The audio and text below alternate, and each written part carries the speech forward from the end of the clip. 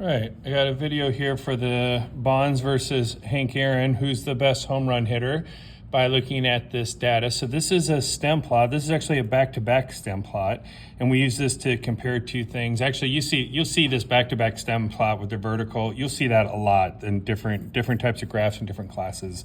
Anyhow, so what we're doing here is we're asked to compare these two. So that's SOCS and context. Okay, and we have to remember to use comparative language. It's like if you forget comparative language once, the best I can do for you is half credit. And again, you can say, well, that ain't right. And I would say, what do you expect if you make a mistake? Like, you get points taken off. And that's how the College Board will grade it. That's how it's going to be graded. All right. So anyhow, so we're going to do, remember, it's shape, outliers, center, and spread. And outliers can also mean gap. So we're definitely going to mention that we have a gap here. As it turns out, 73 is not truly an outlier. Now, that doesn't mean we even have to, you could say a possible outlier if you were doing this one, but you don't want to say 73 is an outlier because it ain't. And you can't say things are something when they're not. You can say possible, that will be okay.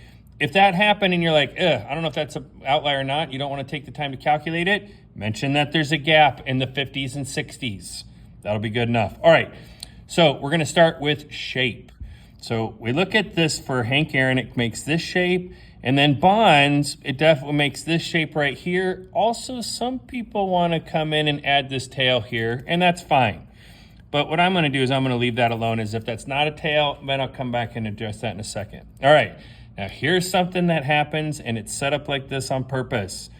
We will turn this page over and say, hey, look, this is skewed left because the tail points to the left. Great. Then I flip over the Bonds and I say Bonds is skewed right.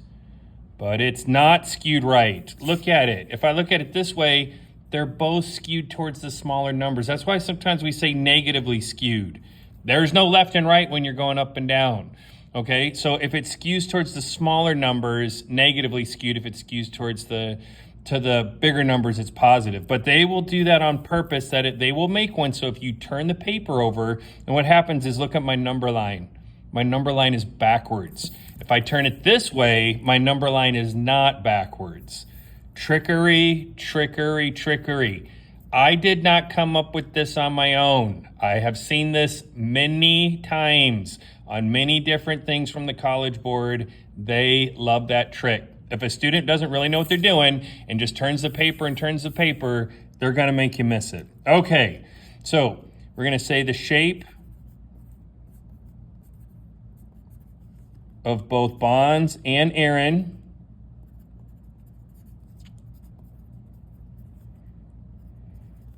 are skewed left. They're both the same. Now, on this one, if you said Bonds was skewed left with a possible outlier, great. If you said approximately normal, I would have taken that. This used to actually be on the test. This one, like the first test questions, we came like this, and we took both for Bonds skewed left or approximately normal, because if you do cover up all the numbers, you do get that tail again. It's not really correct, but it's not horrible at the same time. But anyway, that's just something we'll want to be better for when we take the AP exam. So there's the first one.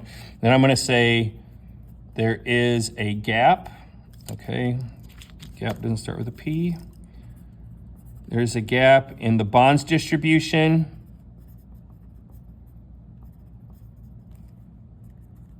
In the 50s and 60s. Okay, that takes care of my next for the O. All right, and again, for the context, I would like to make sure, I'm just mentioning here we got Bonds and Aaron. I got to get home runs in there, and I will. I'll get that in there later. And there isn't that you have to put so many things, or you have to have a list of things you have to say. You just have to have context in there. All right, I haven't done any comparative yet. So what I'm going to do is right here, I'm going to say, so we got a gap in the Bonds distribution of 50s and 60 in the 50s and 60s, and Aaron has no gaps. Okay, here's where we need to do the comparison. So first of all, 2, 3, 4, 5, 6, 7, 323. So that's 1, 2, 3, 4, 5, 6, 7, 8, 9, 10. So there's the center for Aaron's, and I'm going to double check that. 1, 2, 3, 4, 5, 6, 7, 8, 9, 10, 11, 12. 1, 2, 3, 4, 5, 6, 7, 8, 9, 10. Okay, I miscounted horribly, but that's fine. So we got 34 as the center, and you know, I'm going to double check that too. 1, 2, 3. And I just went back. It's right, it's actually in between these, but it doesn't matter. It's 34 for the center here. And the center for bonds, I believe, is also 34.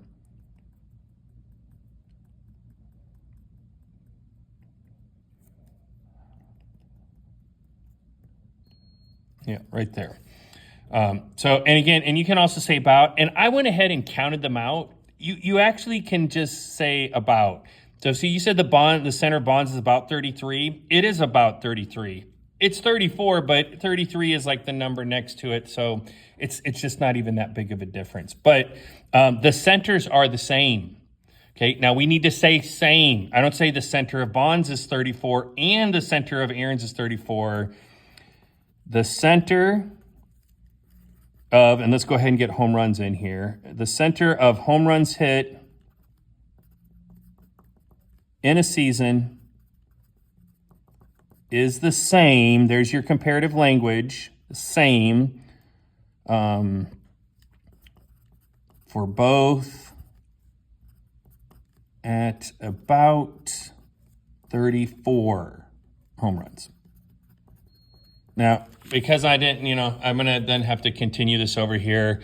Hopefully that wouldn't be a big issue. I do have to write big enough that you can see it on the video, but I apologize for that. So anyway, and then the last one is the spread. Now, when we do context, technically on this one, there's a pretty good argument you should use IQR.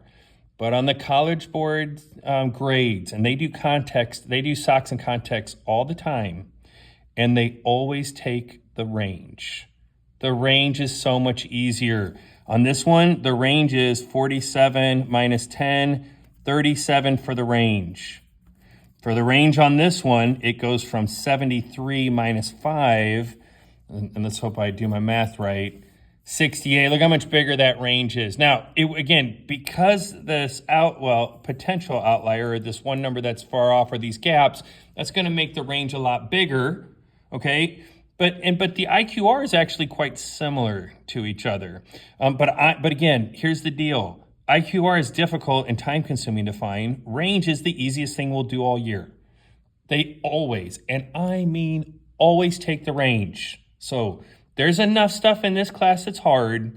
We don't have to make the easy stuff hard. So I'm going to do, again, this should be in one write-up, but I've ran out of space here, so I'm just going to come over here. We're going to say the range of home runs hit, and I probably don't need to write home runs hit again, but we're just gonna sprinkle context in all over the place just to be safe.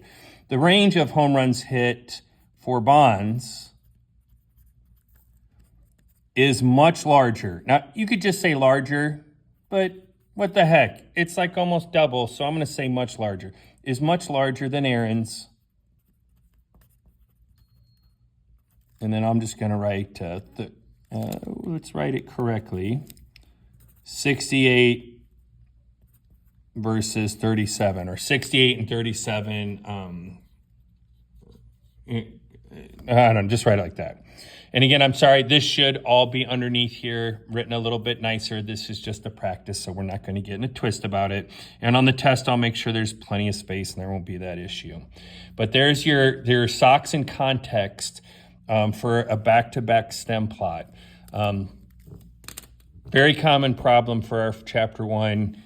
This is a really great problem. It's got a couple traps. It's got some context that's pretty easy for us to, you probably don't have to know baseball much to understand what a home run is and how that's a big deal. But anyway, so there you go. Again, I'd just like to point out again, I'm sorry I'm missing the first week of school.